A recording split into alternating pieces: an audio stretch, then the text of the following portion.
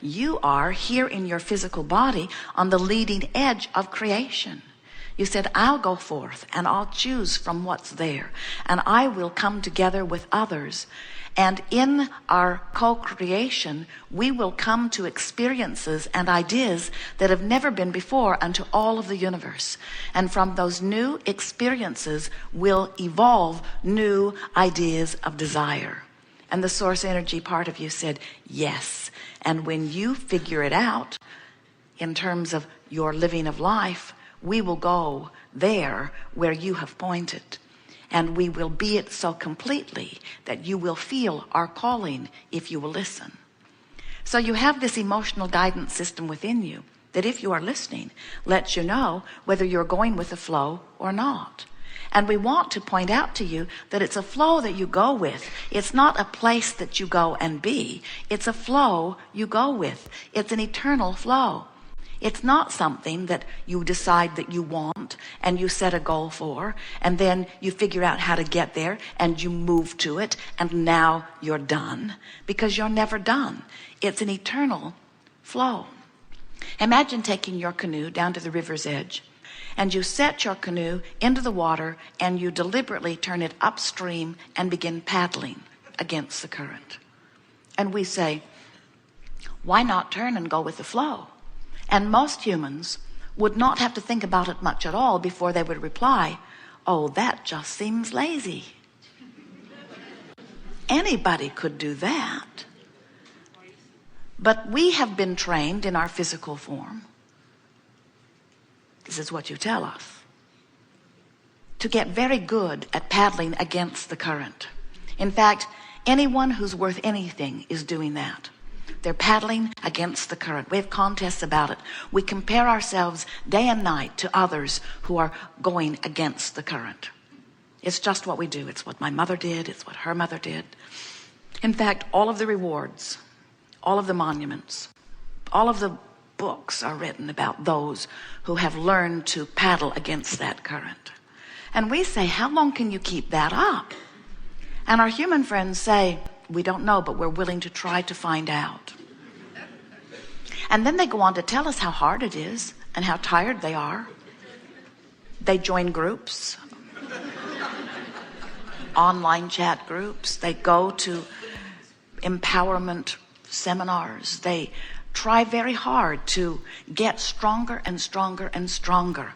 We've really got this down to an art, they say. We practice the art of resistance. We have better equipment than we've ever had before. We have more ability to fight the current now than we've ever had in our life. And you know, Abraham, that's not easy, they say, because the current seems to be stronger and stronger and stronger. So the stronger the flow is, then the stronger we have to become to not go with it. And we say, nothing that you want is upstream. Nothing that you want is upstream, because we understand the flow. We know what makes it go. We know that you've lived your life and you've contributed your rockets of desire, and we know that the source within you has embraced them, has become them, and is calling you toward it. We know the power of this flow. It was flowing before you came forth into this body. It flowed because of the generations that were here on this leading edge before you. It flows because of those in your time, space, reality who are now contributing. It flows specifically for you because of the life that you've been living. Not long ago, a woman came to a seminar, and she sat off in the corner of the room, hoping to be called on, but she was invisible to us. While her desire was strong, her resistance was equally strong and was muting her vibration. We saw her not at all in the room.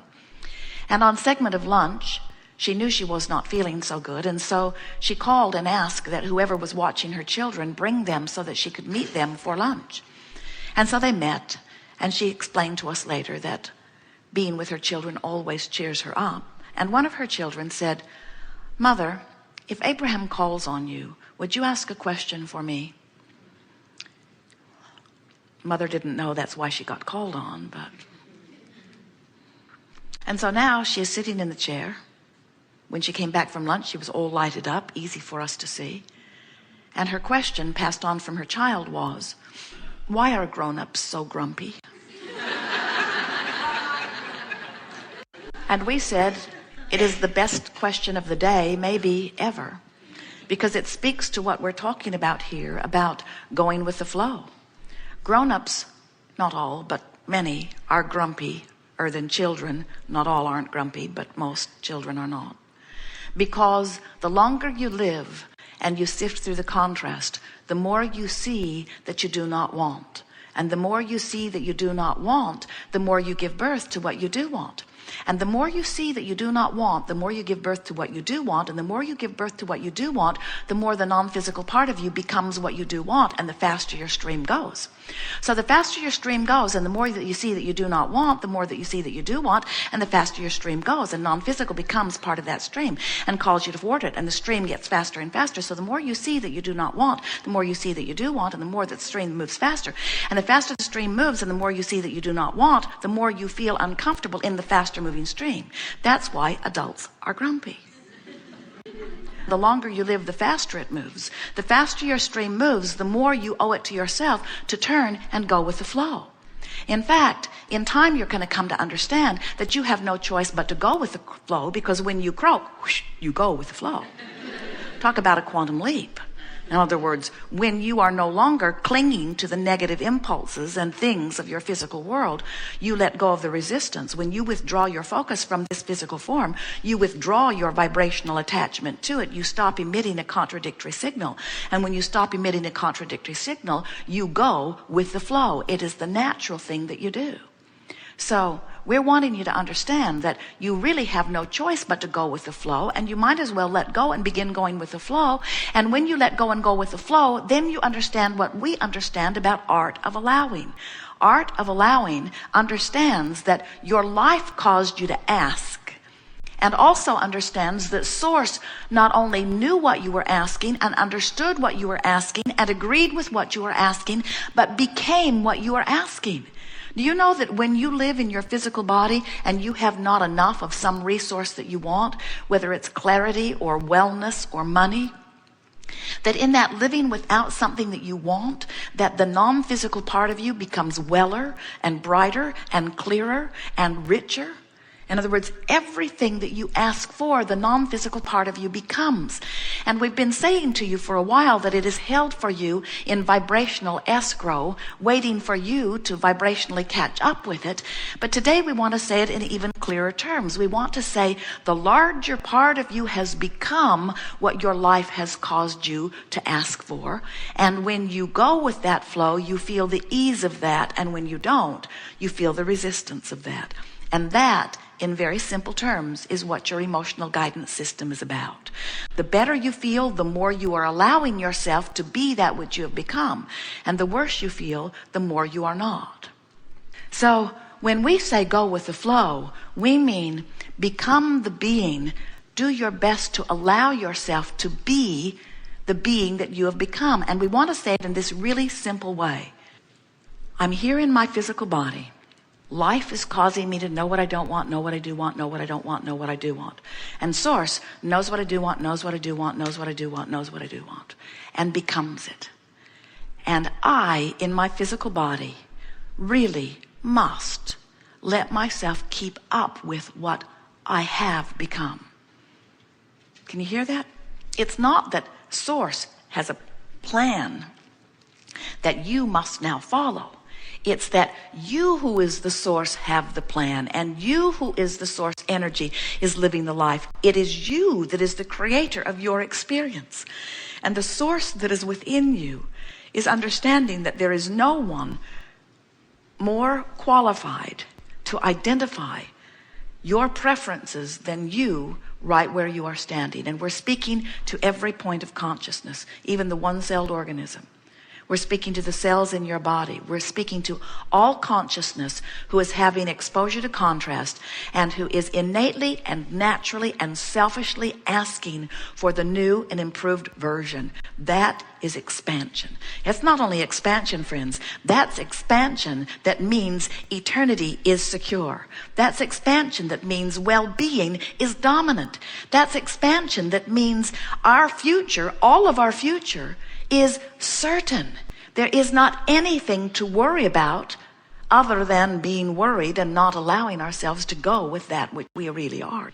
So as you get this sense of who you really are, then you begin to understand that while it does feel better, the better you feel, the better it is. Your work cannot be, if you are feeling despair or fear, your work cannot be to all of a sudden jump over here into love and appreciation. You can't do it. The stream doesn't work that way, and neither does law of attraction. You can't set your radio dial on 6:30 a.m. and hear what's being broadcast on 98.7 FM. The frequencies have to match up. So you can't make that quantum leap. Well, you do when you die real fast. When you withdraw your consciousness from this physical form, you move so quickly into the fullness of that which you are. Oh, in fact, did you get a picture of that? Do you understand that you are source energy and you come to live life and to expand further? And that the non-physical part of you took the expansion, whether the physical part of you did or not? And that when you die, you are the expanded version of you? And can you imagine, if you think about the vibrational escrow that you are creating as you're sifting through your life experience, isn't it delicious just to get your thoughts around the idea of the mass consciousness vibrational escrow? Can you imagine what that must be?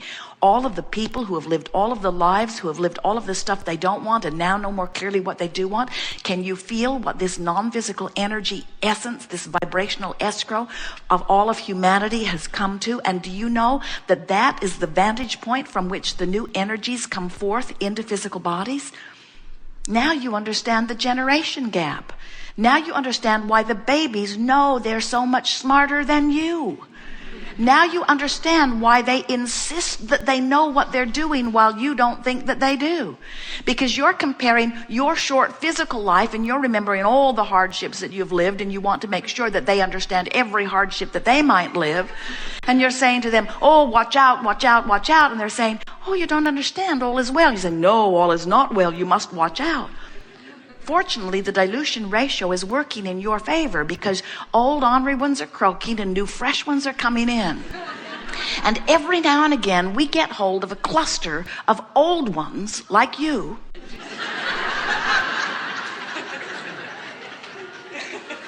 who come into vibrational alignment without croaking. How refreshing that is.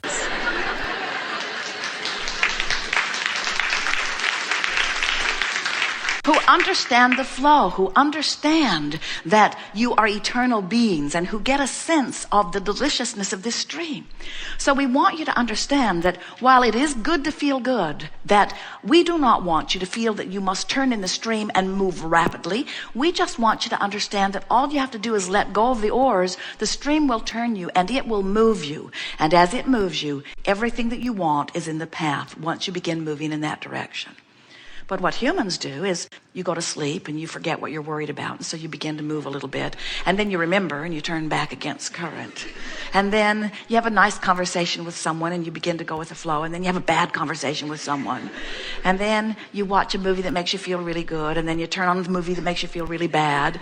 In other words, most people are offering most of their vibration in response to what they are observing. And most people are sort of sloppily, we love you, sloppily, we do love you, looking all over the place, not being very deliberate about what you turn your attention to. And so you have downstream thoughts and upstream thoughts, but mostly you aren't in control of which direction you're focused in the stream.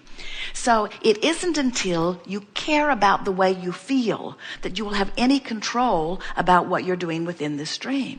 And we want you to understand that it doesn't matter what anybody else is doing. It's only you in relationship with your stream. You're either widening the gap between you and you, or you're closing the gap, and you can tell which you're doing. The better you feel, the more you're closing that gap. The worse you feel, the more you are widening that gap. Things are always working out for you. The universe is always keeping you in alignment with what you are wanting. If you will go with the flow, if you will try to not micromanage your life quite so much, if you will let how you feel be paramount and what you do be less important, if you'll put more emphasis on your emotional journey and less emphasis on the action journey, you will begin to discover that not only is the stream your friend, but source energy, who is the reason for the movement of the stream, is the source within you, the adoring source within you, the all-knowing source within you, that is providing the avenues for you for anything that you are wanting. Anything that you are wanting.